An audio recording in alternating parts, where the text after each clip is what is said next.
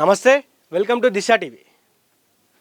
తెలంగాణ రాజకీయ ముఖ చిత్రంలో ఇదొక అత్యంత కీలకమైన మరియు చారిత్రాత్మకమైన మలుపు.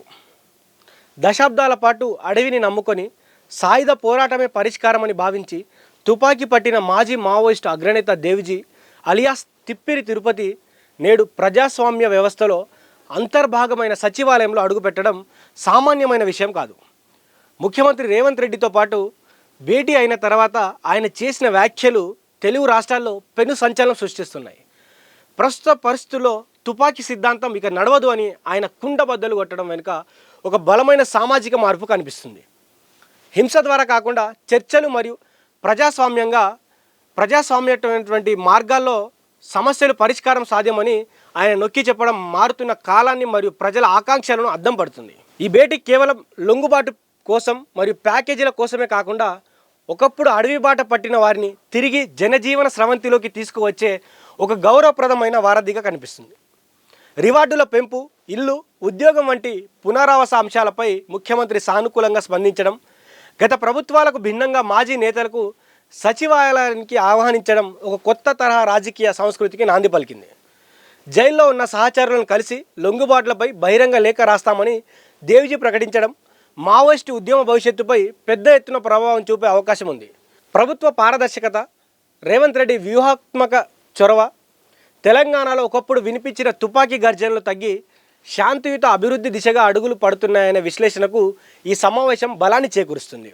దేవ్జీ చేసిన తుపాకీ పట్టుకుంటే ఇక నడవదు అనే వ్యాఖ్యలు కేవలం ఒక ప్రకటన మాత్రమే కాదు, అది దశాబ్దాల సాయుధ పోరాటం తర్వాత వచ్చిన ఒక చారిత్రాత్మక పరిణామం.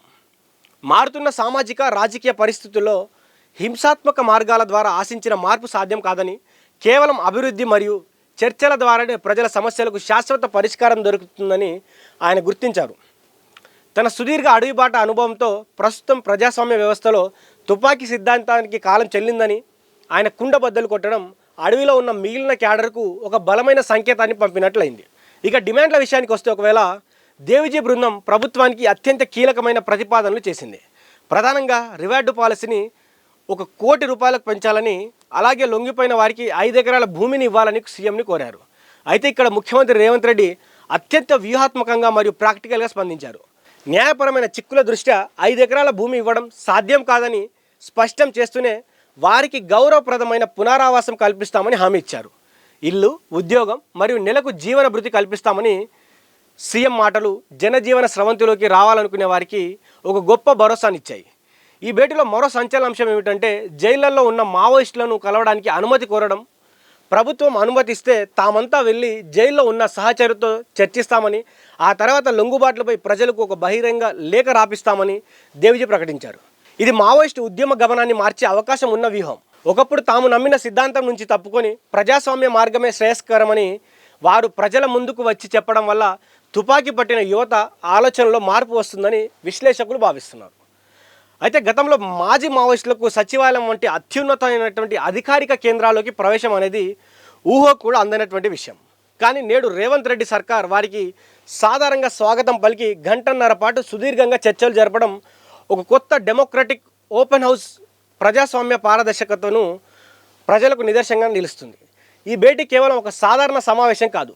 రాష్ట్ర police boss DGP Shivadhar Reddy, intelligence ADG Vijay Kumar వంటి కీలక అధికారుల సమక్షంలో ఇది జరగడం గమనించే విషయం. ఇది కేవలం రాజకీయ ప్రాధాన్యత ఉన్న భేటీ మాత్రమే కాకుండా ఒక వ్యవస్థాగత మార్పుకు నాంది పలికినట్టు కనిపిస్తుంది. అయితే అణచివేత ధోరణి కంటే సంప్రదింపుల ద్వారా పరిష్కారం వెతకడమే ప్రభుత్వ ప్రాధాన్యత అని ఈ ఒక్క పరిణామం మనకు స్పష్టం చేస్తుంది. అయితే ఈ సమావేశంలో మాజీ నేతలు రాజకీయ ఎజెండాపై కూడా చర్చించడం ఒక ఆసక్తికరమైన మలుపు. సాయుధ పోరాటం నుండి తప్పుకున్న వీరు ఇప్పుడు ఒక చట్టబద్ధమైన రాజకీయాల్లోకి రావడం, సామాజిక సమస్యలపై ప్రజాస్వామ్యయుతంగా పోరాడడానికి సిద్ధంగా ఉన్నారని దీని ద్వారా తెలుస్తుంది.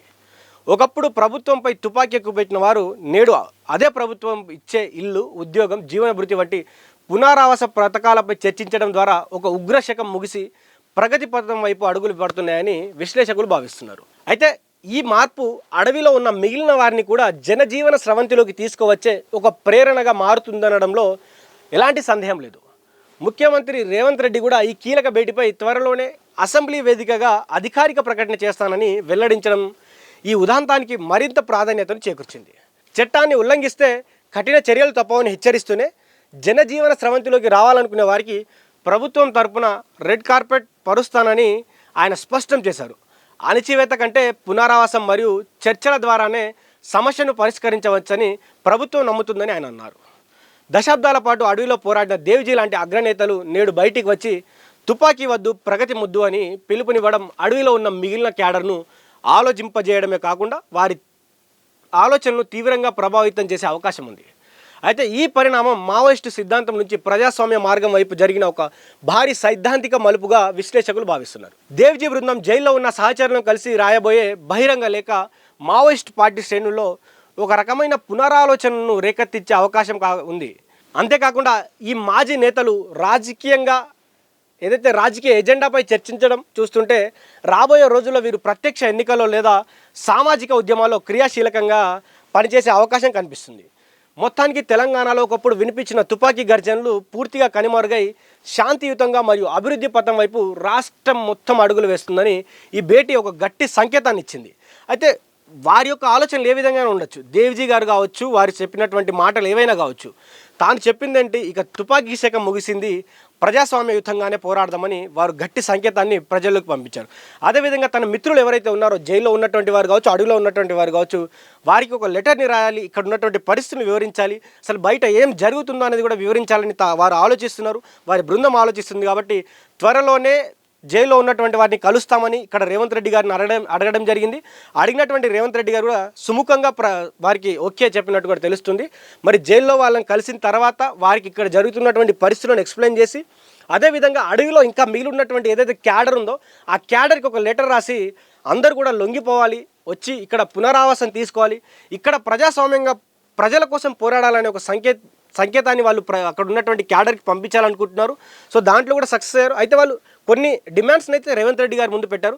సో దాంట్లో కొన్ని ఒప్పుకున్నారు, కొన్నిటికి సర్దు చెప్పినట్టు కూడా మనకు తెలుస్తుంది. అయితే వారు 5 ఎకరాల భూమి అడిగిన చోట 5 ఎకరాల భూమి సాధ్యం కాదని కూడా వారు డైరెక్ట్గా ముఖం మీదనే చెప్పినట్టు కనిపిస్తూ ఉంది. సో మరి దానిపైన మళ్ళీ ఏమైనా పునరాలోచన చేస్తారా? అదేవిధంగా వారు చెప్పినట్టు ఇల్లు, జీవన భృతి కూడా ఇస్తామని చెప్పారు. సో దాంట్లో గవర్నమెంట్ సానుకూలతంగా ఉంది, మేము ఇస్తామని కూడా వారు చెప్పడం జరిగింది. సో ఈ భేటీ ఇప్పుడు తెలుగు రాష్ట్రాల్లో చాలా సంచలనంగా మారింది. దేవ్జీ గారు చేసినటువంటి వాక్యాలు ఏవైతే ఉన్నాయో ఇంకా చాలా పెద్ద ఎత్తున సంచలనంగా మారాయి. కాబట్టి మరి వేచి చూడాలి దేవ్జీ గారి నెక్స్ట్ స్టెప్ కావచ్చు, వారి టీం యొక్క నెక్స్ట్ స్టెప్ ఏ విధంగా ఉండబోతుంది. వారు జైల్లో ఉన్నటువంటి వారిని కలుస్తారా, అక్కడ అడవిలో ఉన్నటువంటి మిగతా క్యాడర్కి వాళ్ళు నిజంగానే లెటర్ రాసి మిగతా వారందరినీ లొంగిపోయే విధంగా వారు ప్రేరేపిస్తారా, వారిని చైతన్యపరుస్తారా లేదు కూడా వేచి చూడాల్సిన అవసరం అయితే ఉండండి. అయితే ఈ తరుణంలో ఈ పార్టీ మరి అక్కడి నుంచి క్యాడర్ ఏ విధంగా స్పందిస్తారనేది కూడా చాలా చర్చానీయాంశమైనటువంటి విషయమే. మరి దేవ్జీ గారు అక్కడ పార్టీ, అక్కడ జైల్లో ఉన్నటువంటి మిత్రులు కావచ్చు, వీరందరూ ఎలాంటి డిసిషన్ తీసుకుంటారనేది కూడా ఇప్పుడు 2 రాష్ట్రాల్లో కాదు, ఇటు రెడ్ కారిడార్ మొత్తం కూడా చర్చానీయాంశంగా మారింది. సో ఇది ఈ రోజుకు ఇక్కడ ప్రస్తుతానికి రెడ్ కారిడార్లో కావచ్చు, మావోయిస్ట్ పార్టీ మధ్యలో జరుగుతున్నటువంటి హాట్ టాపిక్. సో చూస్తూనే ఉండండి దిశ టీవీ.